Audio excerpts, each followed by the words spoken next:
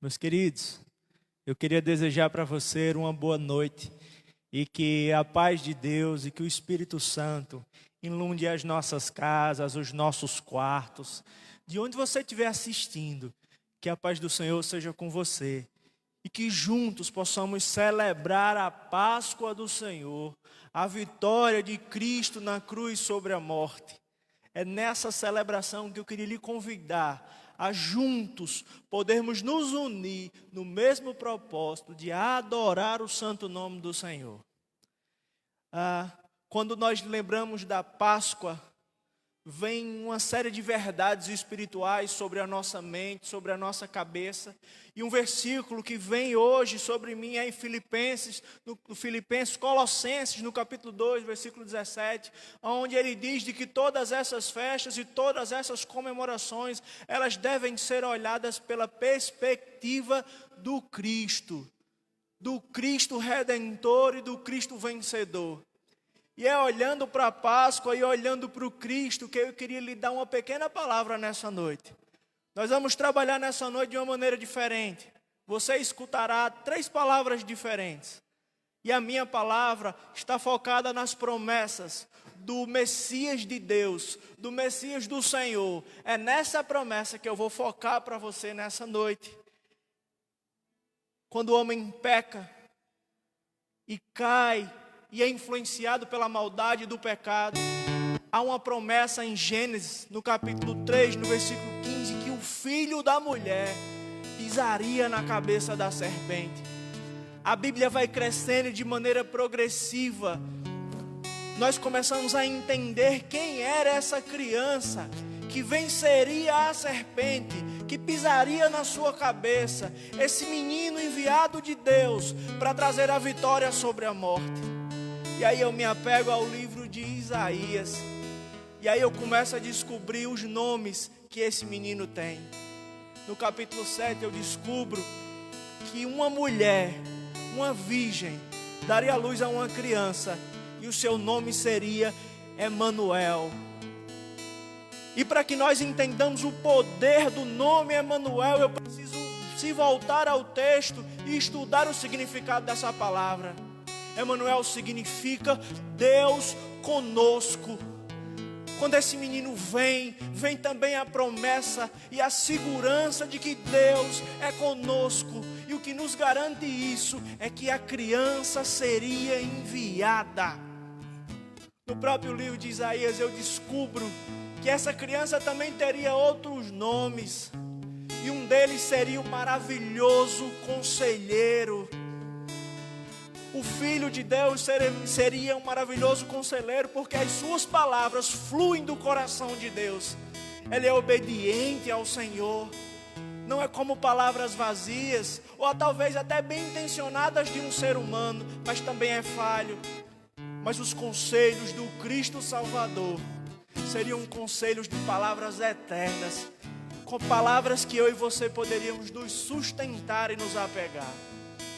E eu acabo descobrindo que esse menino também seria a manifestação de um Deus poderoso, porque enfrentaria o maior de todos os inimigos, o inimigo que já venceu todos aqueles que já tentaram enfrentar a morte. A morte, até a vinda desse menino, ela era vencedora. Ela já tinha vencido todos os guerreiros, sejam eles os mais fortes que já existiam. A morte já havia derrubado todos, mas o menino enviado por Deus seria o Deus forte que venceria até a morte. E o que me conforta meu coração é que no mundo de tanta violência, ele seria o príncipe da paz. Os meus pecados me tornaram inimigo do Senhor, mas através do menino Jesus, do Emanuel de Deus, eu teria a minha paz restaurada pelo sangue do Cordeiro. Meus irmãos, o nosso coração se alegra por estar diante de tamanha promessa de grande majestade. O Filho de Deus seria enviado para nos salvar de nós mesmos. Mas aí eu percebo uma coisa que me deixa triste. Não triste porque o menino perderia em algum momento, mas triste porque eu começo a saber que o Emanuel de Deus, de que o príncipe da paz, de que o Deus Todo-Poderoso sofreria uma dura pena para nos livrar dos nossos pecados. O texto diz de que certamente Ele tomou sobre si as nossas enfermidades e levou sobre si todas as nossas doenças. Contudo, nós o considerávamos castigado por Deus, por Ele afligido. Mas Ele foi transpassado por nossas transgressões, foi esmagado por causa das nossas iniquidades. O castigo que nos traz a paz estava sobre Ele, e pelas suas feridas nós somos curados. Você já imaginou uma ovelhinha que nasce na fazenda, mas desde bebezinho, de borreguinho, já sabia que o seu caminho seria uma cruz pesada, que sobre a sua cabeça haveriam espinhos afiados, que chicotadas seriam levadas nas suas costas? Ele pagou o preço. O Filho de Deus seria enviado. Talvez sobre a minha cabeça e na sua cabeça, nesse tempo de tamanha dificuldade, vários questionamentos surgiram. Por que isso, Senhor?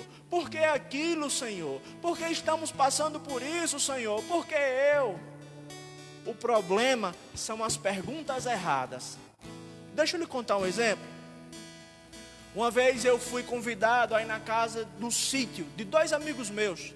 Na verdade, um irmão de 2 amigos meus, de Daniel e de Tiago. E lá naquela comunidade rural tinha uma particularidade. Lá não possuía energia elétrica. Durante o dia a gente jogou bola, brincou e tal. Mas na noite, quando todas as luzes, na verdade, quando não existia luz elétrica e ficou tudo escuro, eu tive a possibilidade de olhar para cima. E aí eu percebi o quanto o céu era lindo. E aí eu fiquei me lembrando nessa semana dessa visão que eu tive. E a minha pergunta foi a mesma pergunta do salmista, no Salmo 8, quando ele diz: quando eu contemplo os céus e eu olho as obras dos teus dedos, a lua e as estrelas que tu firmastes, eu pergunto: que é o homem, Senhor, para que dele se importes? Ou que é o filho do homem para que dele se preocupe? Às vezes nós estamos tão focados na nossa visão egoísta de olhar só para o nosso umbigo, que nós não percebemos a grandeza do nosso Senhor, a grandeza das promessas que envolvem o seu Filho.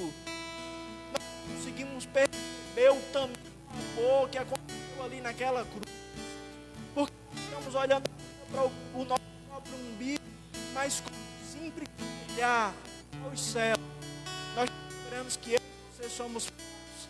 Talvez a pergunta que os angústias é: somos filhos para que se importe com a gente?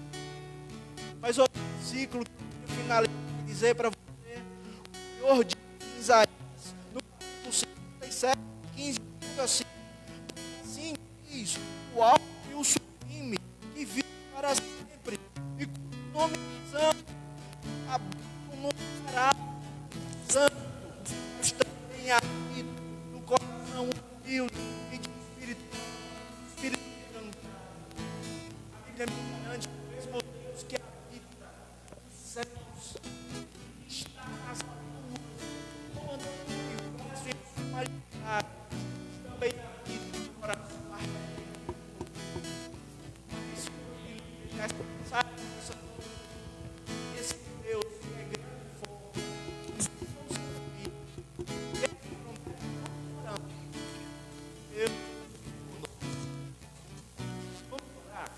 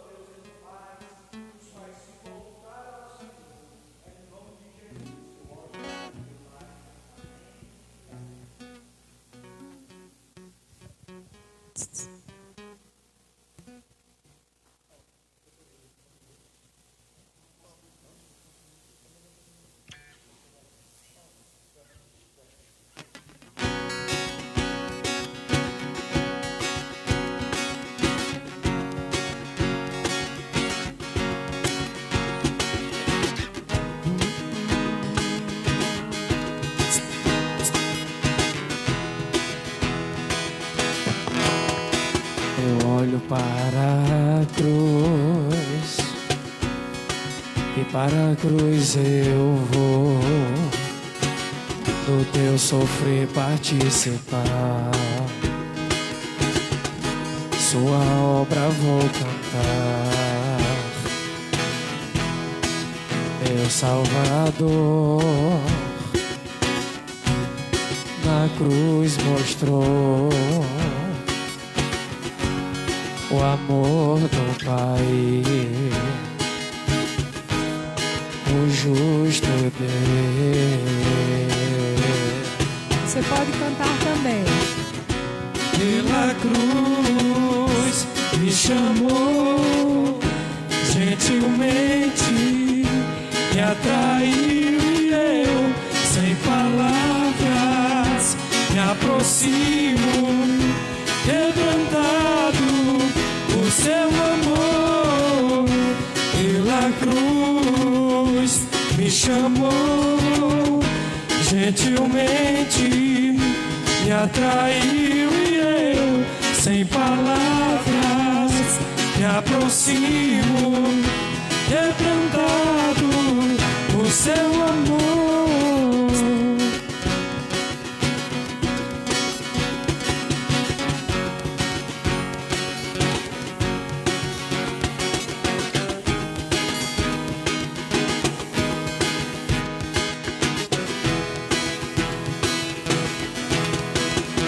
Merecida vida, de graça recebi,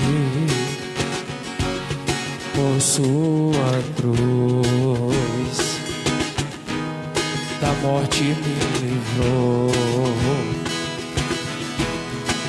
trouxe minha vida. Eu que estava condenado, mas agora pela cruz fomos reconciliados.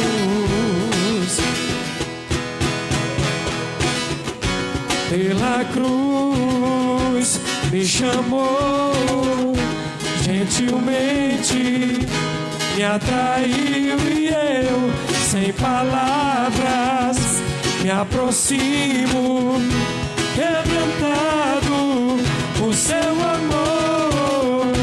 Pela cruz me chamou, gentilmente me atraiu e eu, sem palavras, me aproximo, quebrantado por seu amor.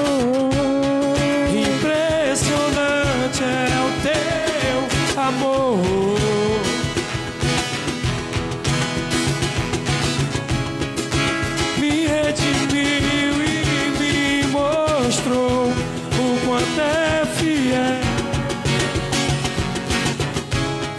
Impressionante é o teu amor.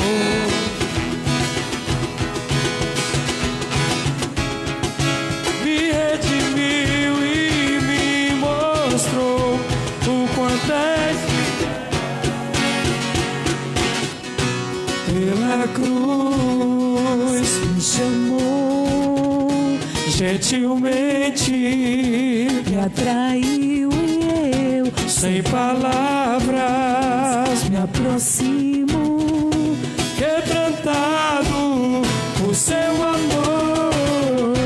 Pela cruz me chamou, gentilmente me atraiu e eu, sem palavras, me aproximo, quebrantado por seu amor.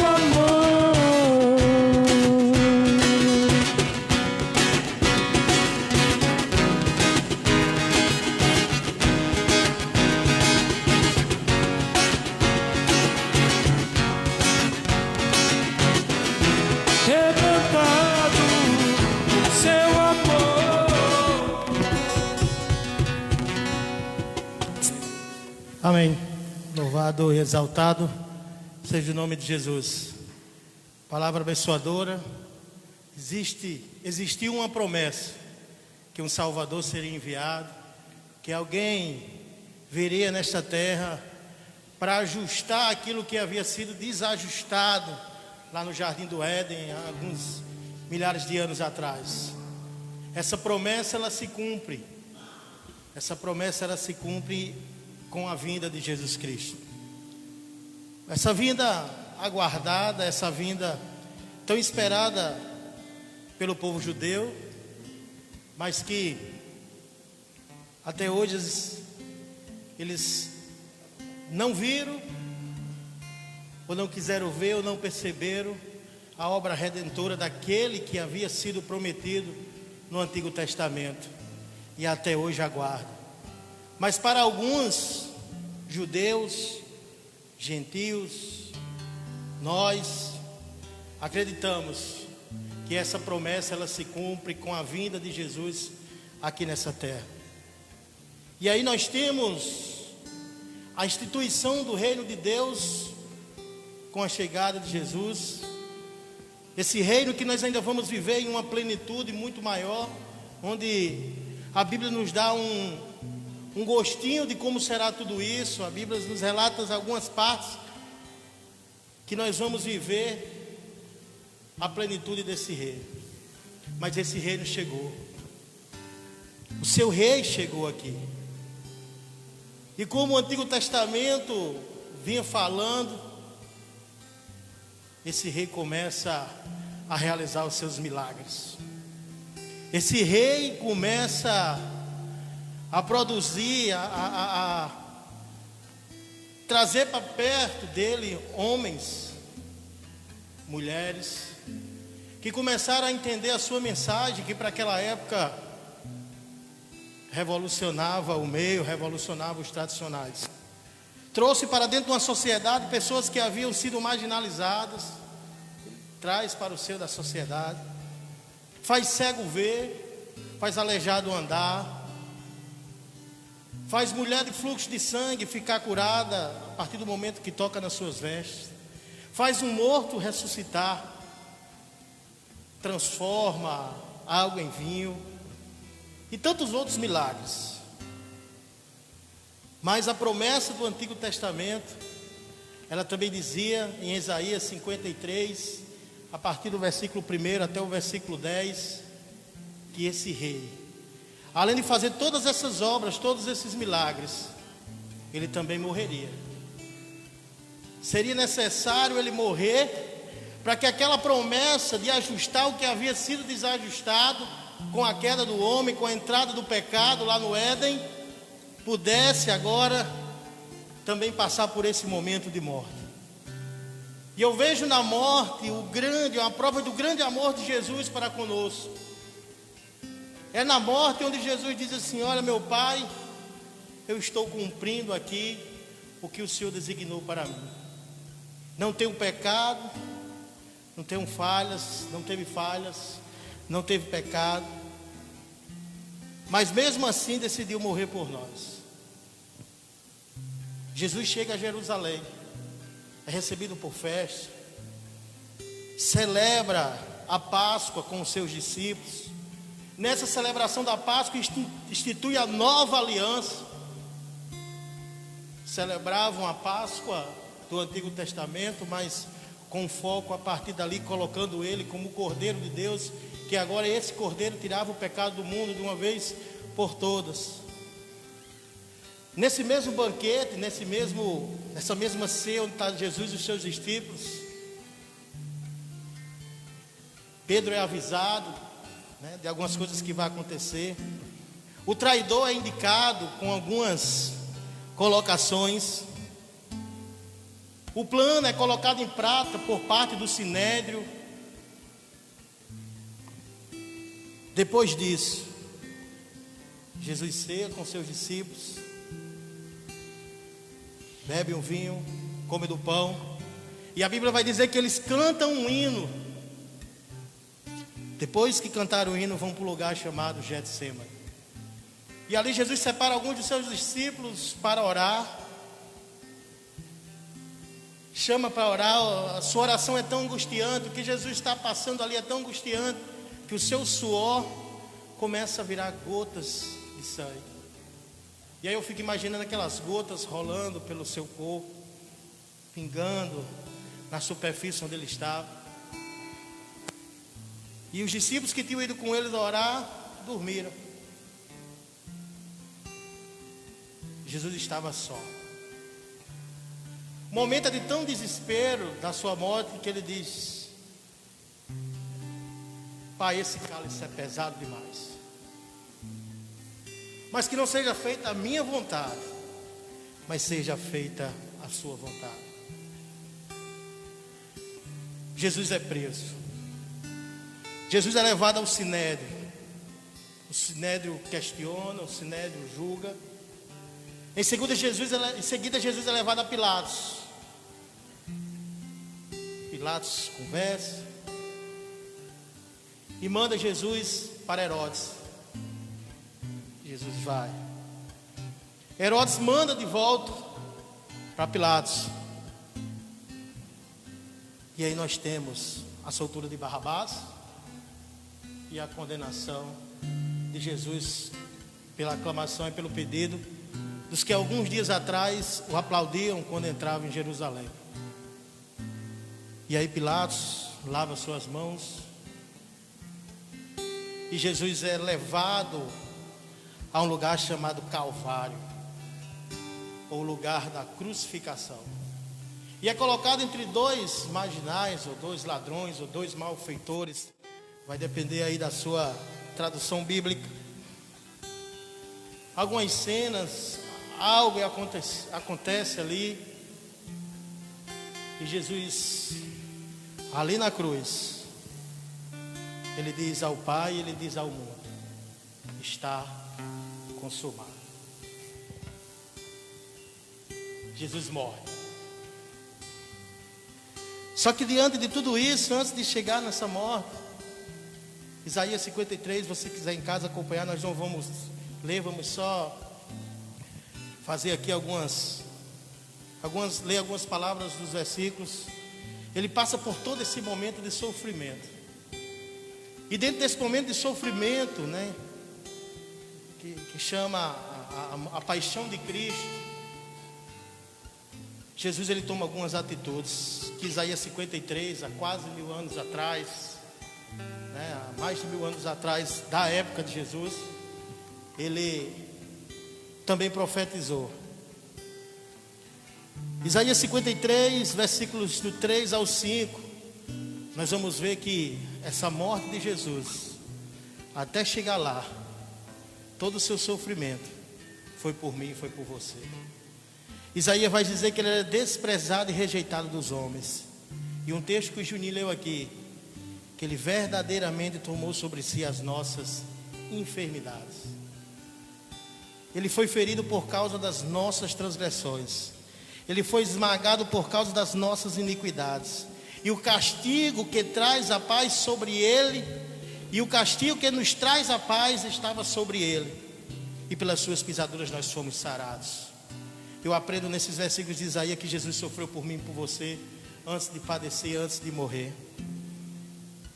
Uma prova de amor jamais por alguém, né? Talvez pelo nosso pai, pela nossa mãe, a gente, por um filho, pudesse morrer, mas mesmo assim ainda é muito difícil que isso aconteça.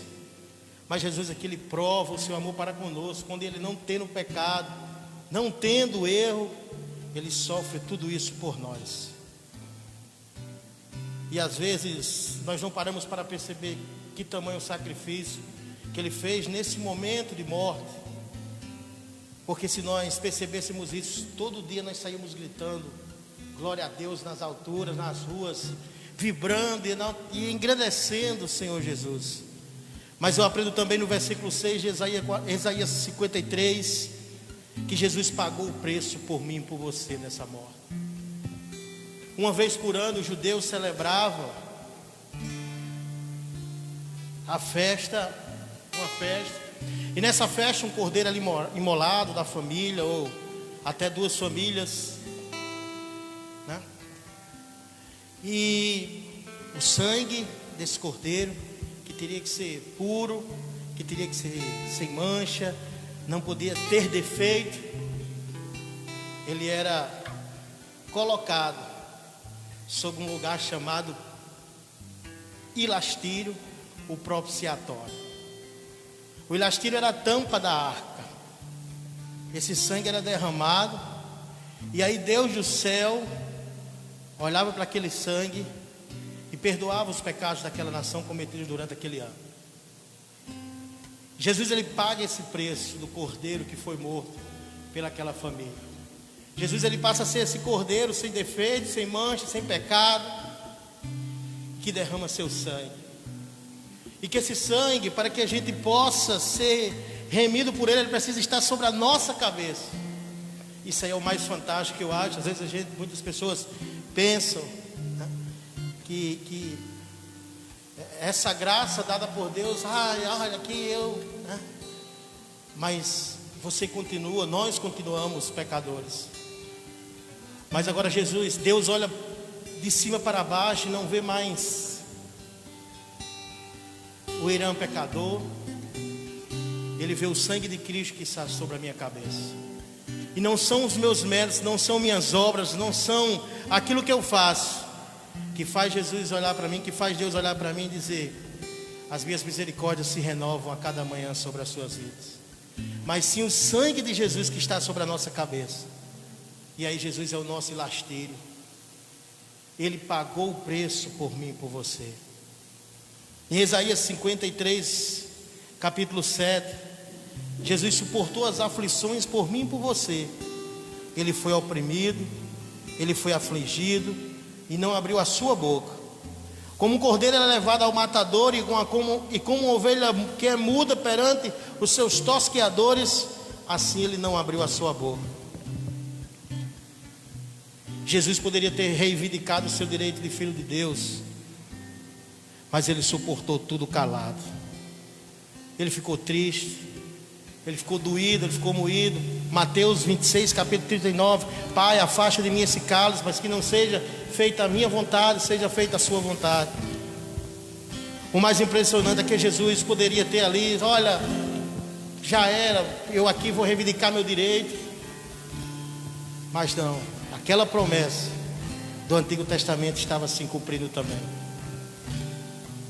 Que precisaria alguém sem pecado, alguém sem mancha, alguém sem defeito, reajustar toda a criação. E essa pessoa foi Jesus Cristo.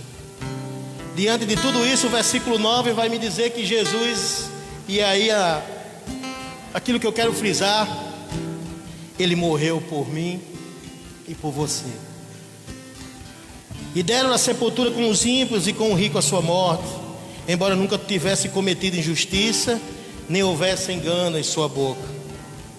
Nenhuma injustiça, nenhum pecado, nenhuma mentira, nenhum engano.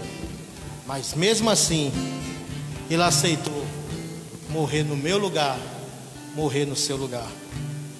Ele aceitou para que hoje nós pudéssemos estarmos aqui, mesmo em meio a esse alvoroço todo que a terra está passando, mesmo em meio a todos esses problemas que a terra está vivendo, que o nosso Brasil, que o nosso estado, que a nossa cidade, nós pudéssemos hoje estar aqui, celebrando que aquilo que foi prometido no Antigo Testamento, ele se cumpre com a chegada de Jesus. E mesmo que por mais doloroso que tenha sido, ele se cumpre com a sua morte. E essa morte, ela vai lavar e vai remir os pecados da humanidade. Jesus morreu por mim, Jesus morreu por você. Jesus sofreu por mim, Jesus sofreu por você. Jesus pagou um alto preço. Jesus suportou várias aflições. Jesus morreu. Não sei se nessa data, mas nós estamos celebrando todo esse processo de sofrimento de Jesus. E nós louvamos a Deus, porque Jesus enviou o seu Filho para que pudesse nos salvar e para através do seu sangue nós tivéssemos perdão dos nossos pecados. Vamos orar? Soberano Deus e Pai, santo, santo, santo é o teu nome, Jesus. Nós te louvamos, ó Pai, pelo sacrifício ali na cruz do Calvário, ter derramado o seu sangue para que hoje nós pudéssemos ter vida no teu Filho Jesus, ó Pai. Quanto sofrimento, quantas dores, quantos cravos, quantos pregos, por mim, por nós. Obrigado, ó Deus. Pedimos perdão pelos nossos pecados, ó Pai. Pedimos perdão pelas nossas falhas, ó Deus. E que nessa noite nós possamos reconhecer que nós precisamos, que nós necessitamos da graça redentora de Jesus sobre as nossas vidas.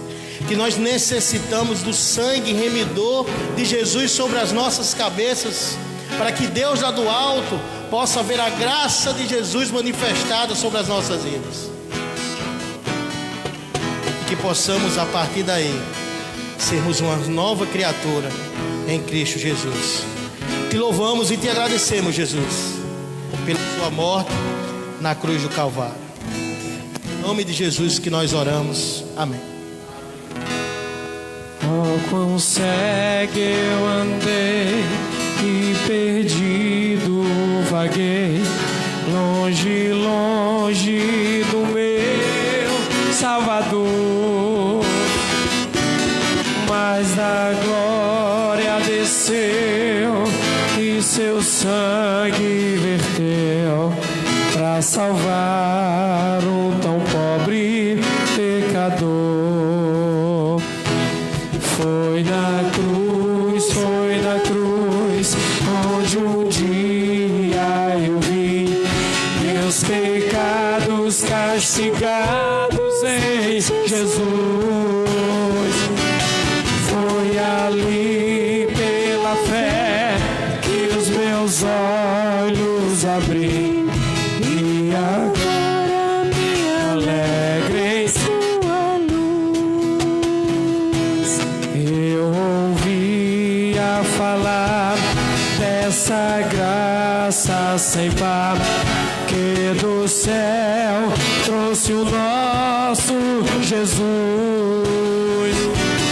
Mas eu surdo me fiz, converter-me não quis ao Senhor que por mim morreu na cruz. Foi na cruz, onde um dia eu vi meus pecados castigados em Jesus. Foi ali pela fé, foi ali pela fé que os meus olhos abri, e agora me alegro em sua luz. Mais um dia senti meus pecados e vi sobre mim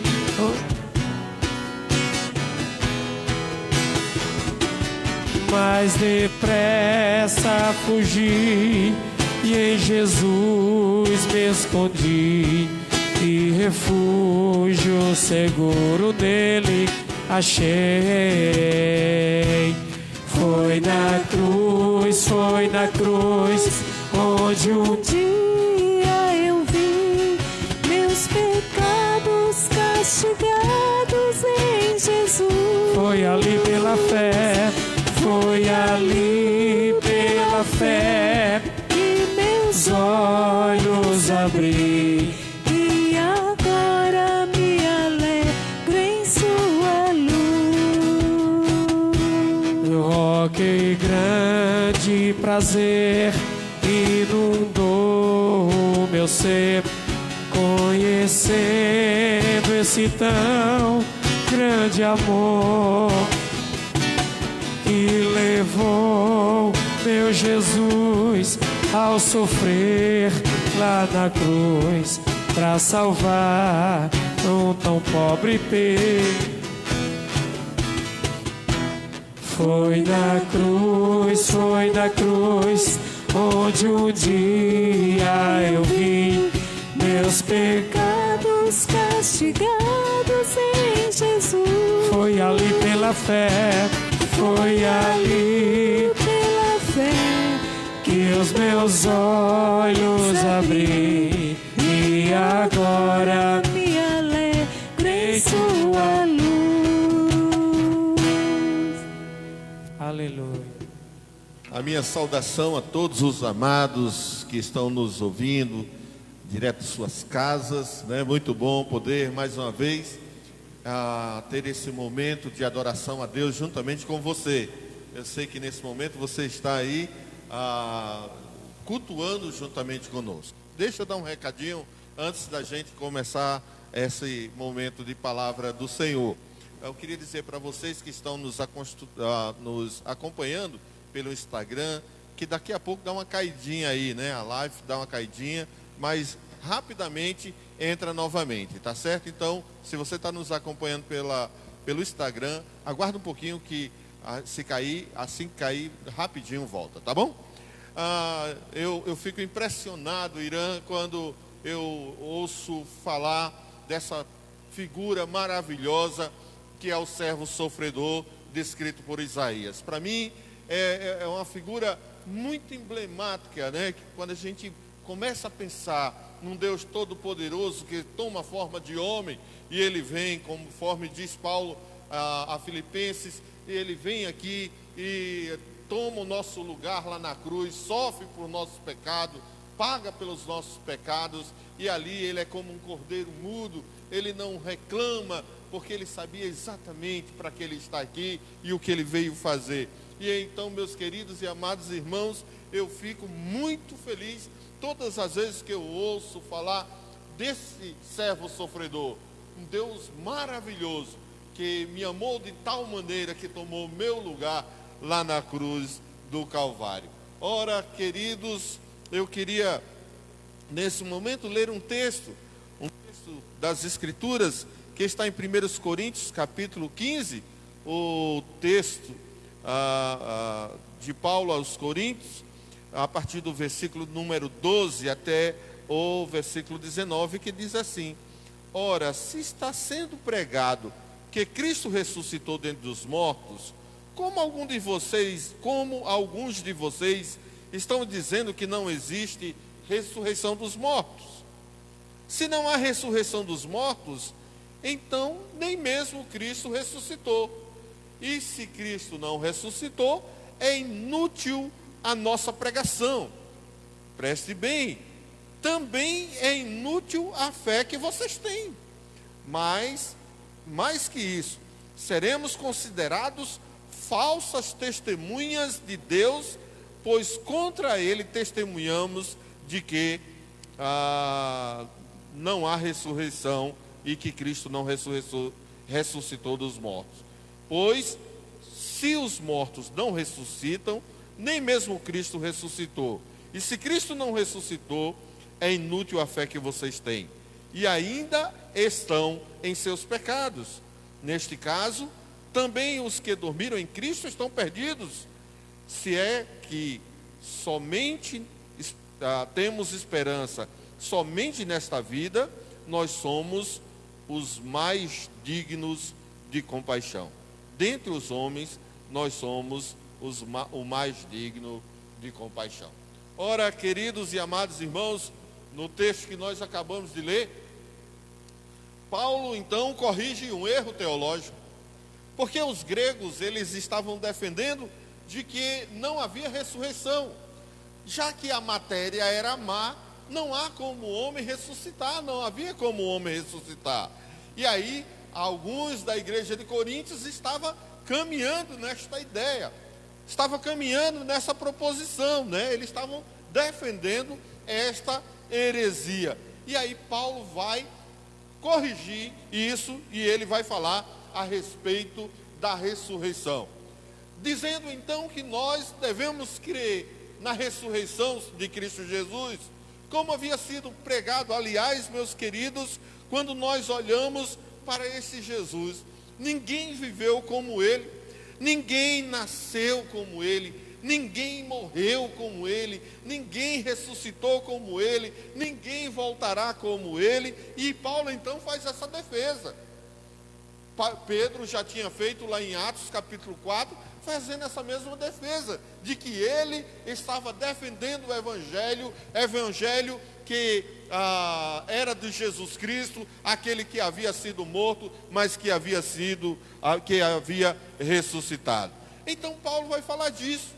E aliás, Paulo vem no começo do capítulo 15, fazendo uma defesa das aparições que o Cristo ressuscitado tinha feito.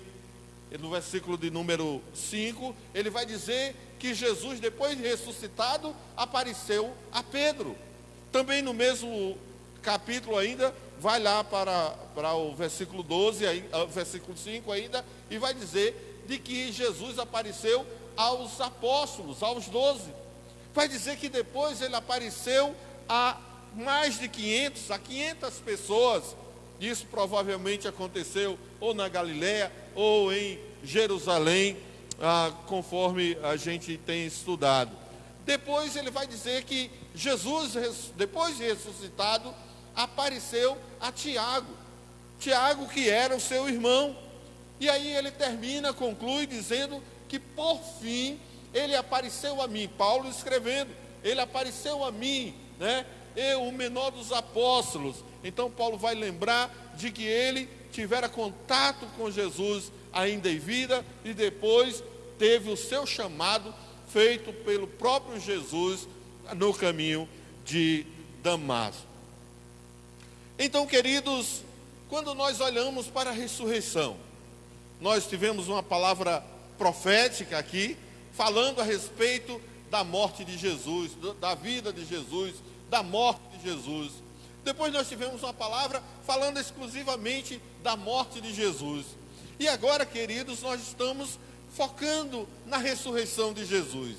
Recebi hoje de uma ovelha nossa um quadrinho, né, pela internet, mandou um quadrinho. E naquele quadrinho estava o túmulo aberto, em cima do túmulo estava o nome de Jesus. E depois, em vários túmulos assim embaixo, o nome de vários líderes religiosos. E todos aqueles túmulos estavam fechados, só o de Jesus estava aberto. Então, queridos, é isso que nós defendemos, de que a nossa vitória não está quando nós contemplamos Jesus lá no crucifixo, lá na cruz. Não, Jesus, nós defendemos a nossa vitória, falamos da nossa vitória, falamos da nossa esperança, todas as vezes que olhamos para a cruz, olhamos para o túmulo vazio e nós dizemos aleluia, porque ele venceu a morte. Então, queridos e amados, no texto que nós acabamos de ler, o apóstolo Paulo vai dizer pelo menos 6 vezes a palavra em vão, inútil. E aí, por fim, ele termina dizendo assim: se Jesus não ressuscitou, né, é inútil a nossa pregação, é inútil a nossa fé.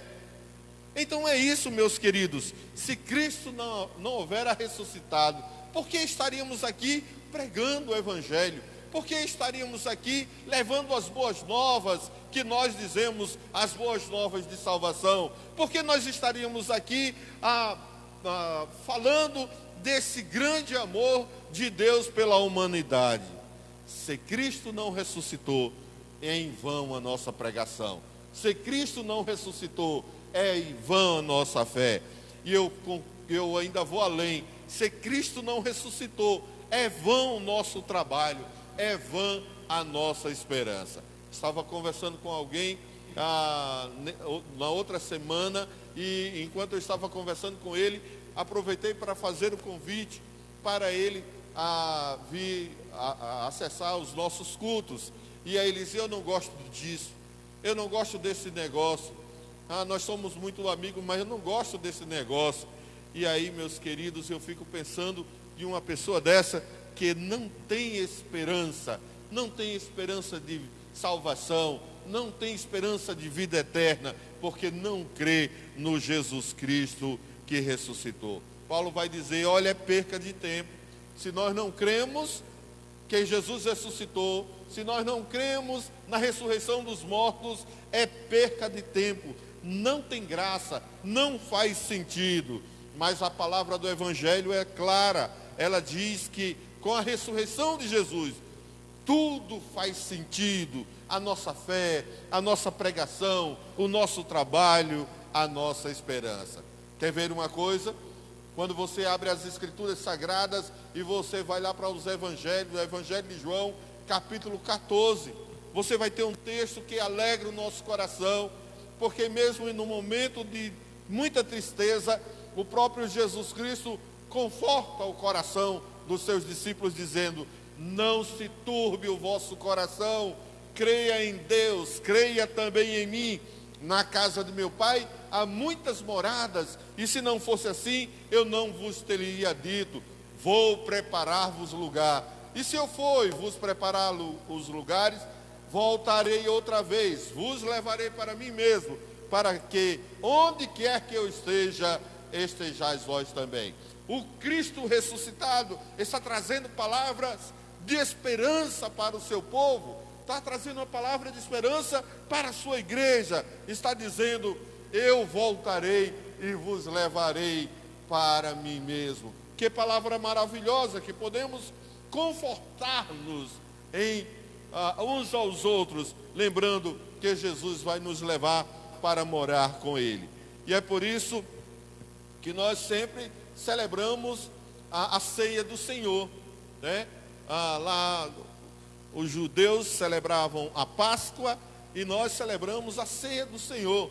Há igrejas que fazem todos os cultos, há outros que fazem de 15 em 15 dias, outros de mês em mês, mas todas as vezes que nós nos reunimos para celebrar a morte do Senhor, a ceia do Senhor, nós estamos celebrando a sua morte e ressurreição, lembrando de todo o sacrifício dele lá na cruz e lembrando da vitória dele sobre a morte. Queridos e amados irmãos, nós celebramos o dia todo, todos os dias. Sabe por quê?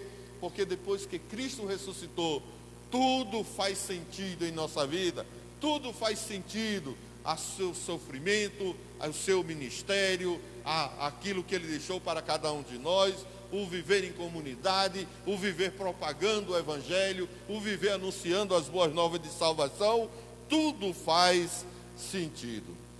Deixa eu dizer uma coisa para você. Jesus Cristo ressuscitou. Ele ressuscitou, Ele venceu a morte. E nós cantamos um hino, é pouco cantado aqui na igreja, nós estamos até ensaiando com o nosso coral, né? Da sepultura saiu, com triunfo e glória ressurgiu. Ressurgiu vencendo a morte em seu poder. Pode agora a todos vida conceder. Ressurgiu, ressurgiu. Jesus vive, Ele vive e pode viver em seu coração.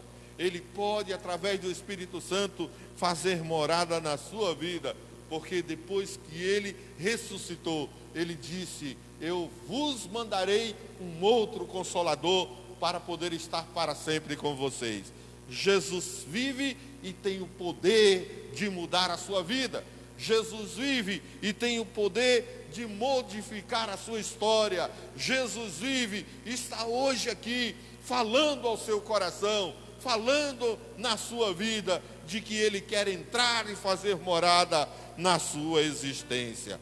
Tá certo? Que Deus possa, através do Espírito Santo, abrir o seu coração, que você possa deixar o Espírito Santo de Deus mover o seu coração e que você possa deixar Ele entrar na sua vida, porque a morte de Jesus trouxe vida para mim e para você. A morte de Jesus trouxe vida para mim e para você. Então, creia no poder de Deus, creia no poder de Deus, creia e receba essa nova vida que o Senhor Jesus lhe garante, a nova vida que a palavra de Deus nos diz, aqueles que estão em Cristo são novas criaturas, Tome posse desta palavra. Confie no perdão de Deus e se arrependa dos seus pecados, confessando Jesus como Senhor e Salvador da sua vida. O que você está pensando nesse momento? O que está invadindo o seu coração? Eu peço a Deus de que a palavra do Evangelho penetre no seu coração. Peço a Deus que Ele, em nome de Jesus, através do Espírito Santo de Deus, possa estar incomodando o seu interior. Que você, nesse dia de celebração da Páscoa, nesse dia em que nós estamos lembrando de Jesus, você possa abrir o seu coração para Ele. E eu oro por você nesse momento. Senhor, nosso Deus, bendito é o Senhor, Criador dos céus e da terra. Bendito é o Senhor que tem nos sustentado com seu braço valoroso. Bendito é o Senhor que tem estado conosco, mesmo em todos os problemas, diante de todos os problemas que temos enfrentado. Bendito é o Senhor que não nos deixa a revelia da nossa própria sorte. Nós te bendizemos, ó Deus, porque nesta noite nós podemos dizer, porque Ele vive, posso crer no amanhã. E eu quero te pedir, ó Deus, em nome de Jesus, que teu Espírito Santo fale ao nosso coração, para a honra e para a glória do Senhor. E que nesta noite haja salvação de vidas, em nome de Jesus. Amém.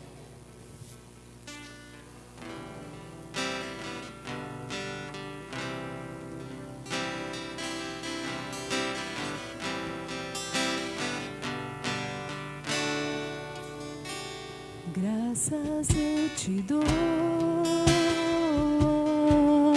Pai, pelo preço que pagou, sacrifício de amor que me comprou, ungido do Senhor.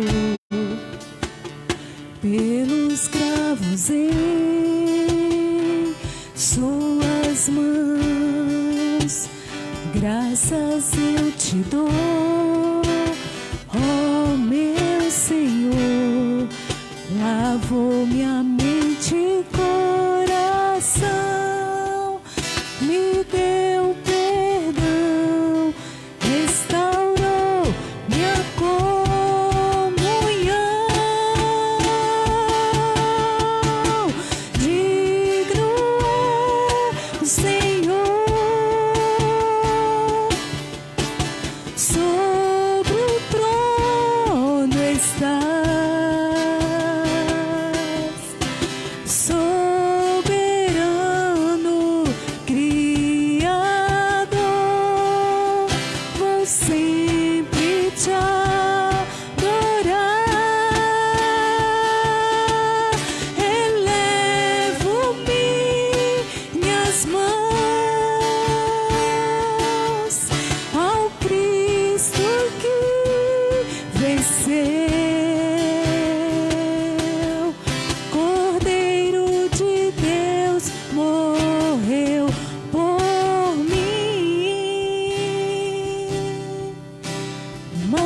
ressuscitou.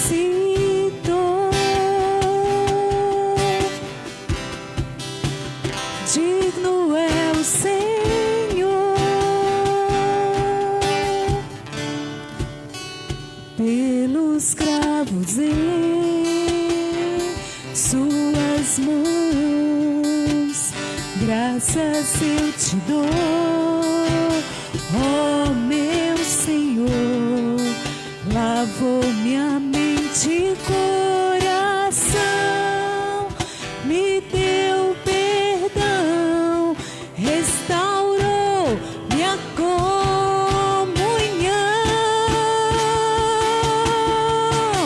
Digno é o Senhor, sobre o trono estás.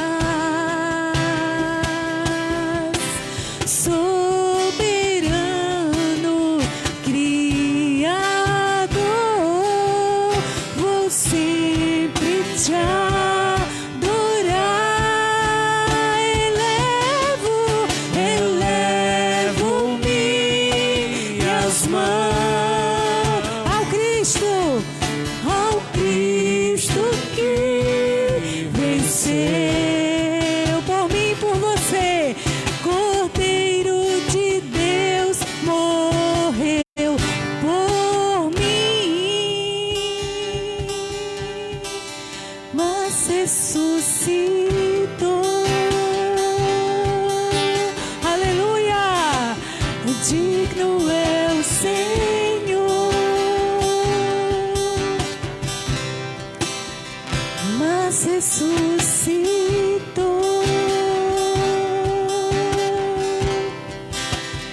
Digno é o Senhor.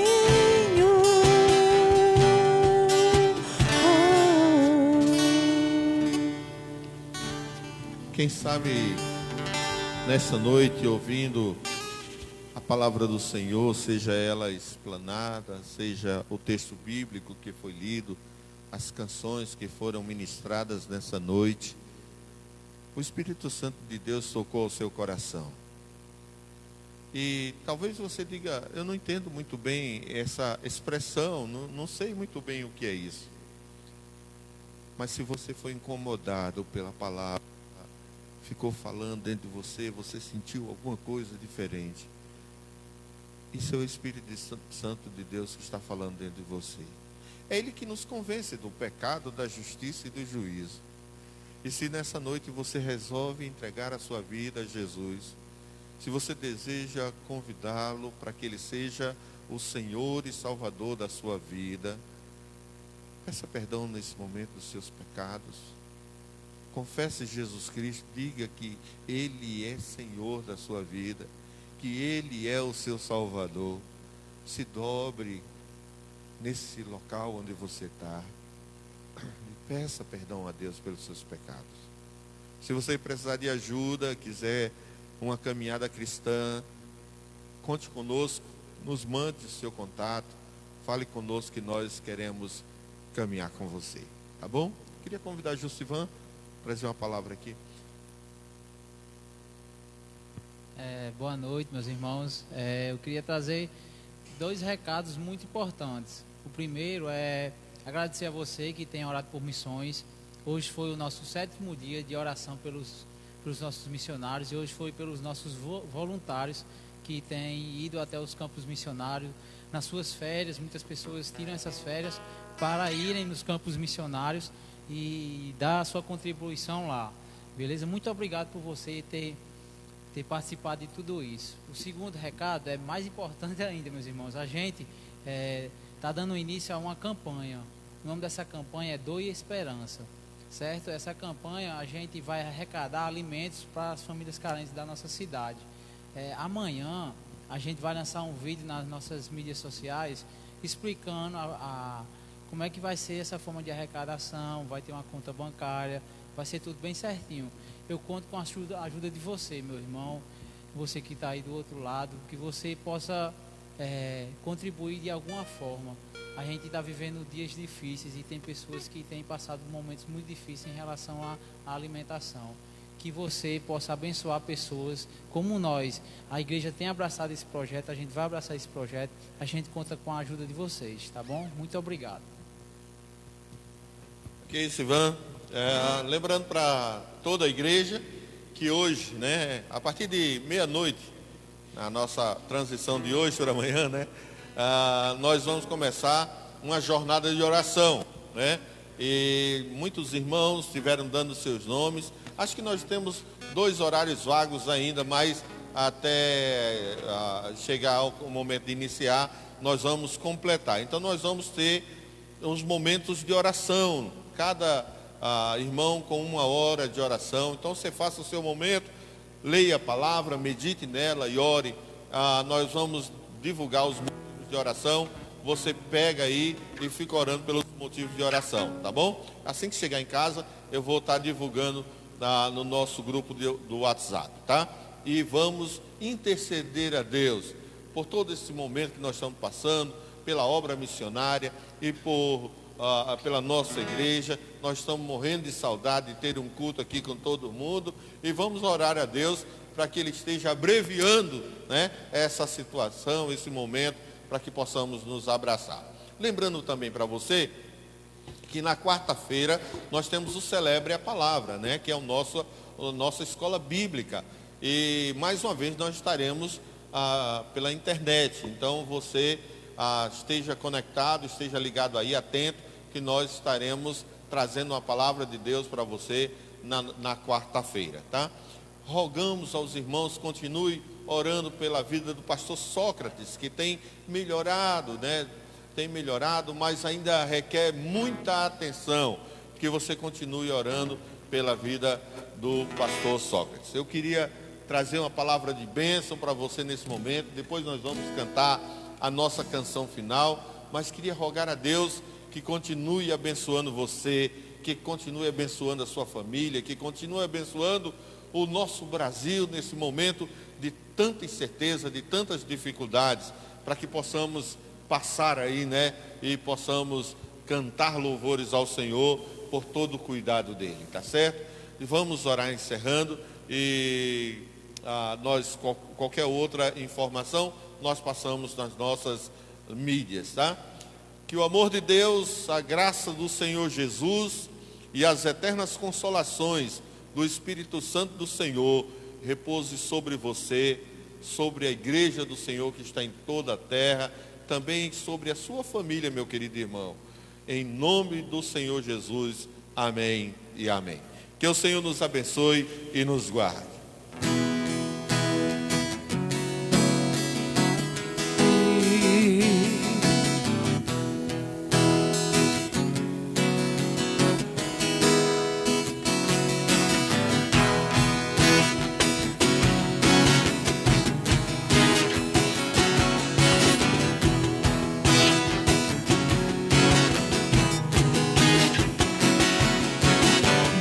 Estamos aqui louvando a Deus, podendo exaltar teu santo nome, tendo para isso tempo para louvarmos a Deus, num só amor, num só Espírito,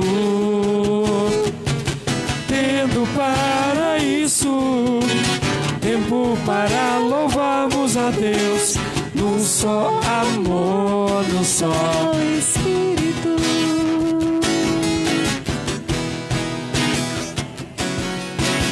Bom, estamos aqui louvando a Deus, podendo exaltar teu santo nome, tendo para isso tempo para louvarmos a Deus, num só amor, num só Espírito, tendo para isso tempo para louvarmos a Deus, num só amor, num só Espírito. Deus venha nos abençoar, e que essa união nunca falte para nós. Deus venha nos abençoar, e que essa união nunca falte para nós. Tendo para isso tempo para louvarmos a Deus, num só amor, num só Espírito, tendo para isso tempo para louvarmos a Deus, num só amor, num só Espírito.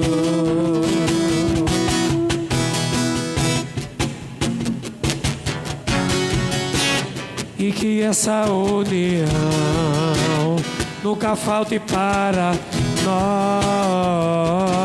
nós. Deus venha nos abençoar, e que essa união nunca nunca falte para nós. Nunca falte para nós. Nunca falte para nós. Amém. Graças a Deus. Obrigada a todos os irmãos, todos os amigos, convidados que participaram da nossa live. Deus abençoe.